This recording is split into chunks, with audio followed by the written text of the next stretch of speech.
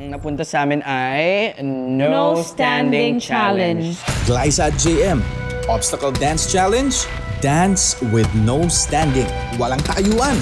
Hand and feet sa floor. So floor work siya. Maglilinis tayo ng sahig ng GMA. Ano pa ba? Bakit? Ano pa ba? Bakit po? Ano pa ba? Ano pa bang kulang? Ano ba yung kailangan namin batunayan? Basically, parehong paa and parehong kamay nasa ground. Pwedeng umangat yung isa, pero kailangan may isa pa ring paa at isang kamay na nasa ground. Ang sakit nga sa arms, sa balakang, sa lahat na lang. Yung entire piece nasa floor kami. In a way, mamimiss din namin itong mga ganitong challenges. Mamimiss din namin na mag-practice together, mahirapan together, maging successful together. For the past few weeks naman, nanatili kami at the top for the longest time.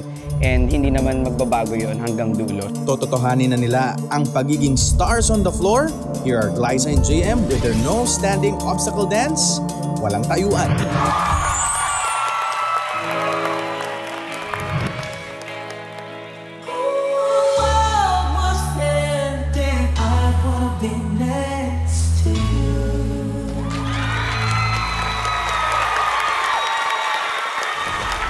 No Standing from JM and Glyza. Yan, kamusta yun?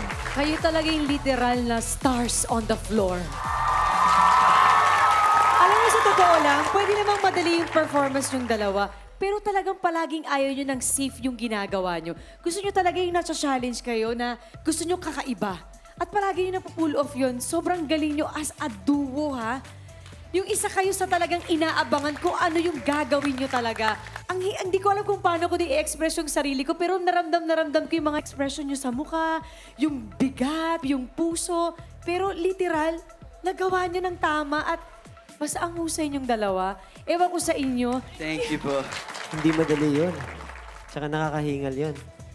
Kasi mas nakakapagod pag nagpa-floorings ka compared sa nakatayo ka. Kasi mas nakakahinga ka ng tuloy-tuloy na maayos. Nakakuha ka ng technique, paano huminga.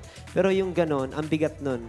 Kasi kung hindi lang din alam ng iba, maraming details sa ginawa nyo na na-appreciate ko.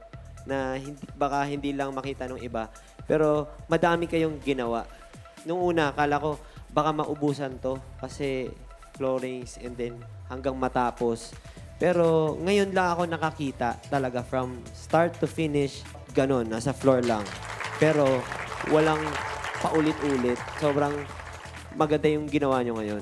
Tsaka, kumbaga kung hindi kayo makatayo kanina, ako nang tatayo para pumalakpak.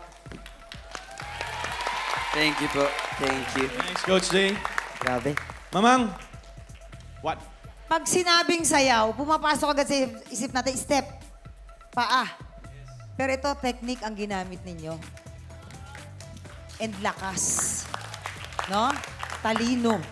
Yun yung mga inano yung pinagsama-sama nyo, di ba? Tanungin ko lang si Glyza, nag-sink in na ba sa'yo na mahusay kang sumayaw?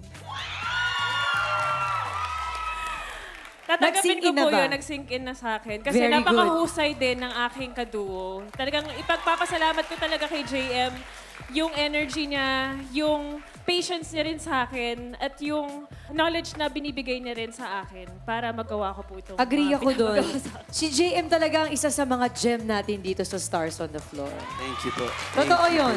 Thank you, Dance Authority. Good job, guys. Thank you so much. Shout out din kay Coach Cheng. Yes, sa Thank you napakagandang po. Coach routine. Cheng, pinahirapan na natin sila sa upper body, sa kamay, sa paa. Ito doon na natin lahat na to, guys. Ang hamon sa next Dance Star Duo, kayanin ba nilang makasayaw ng walang makita? Yun naman tayo at papatunayan ni Rojun at Dasuri na kaya nila kahit anong challenge. At dito lang yan sa pagbabalik ng Stars on the Floor!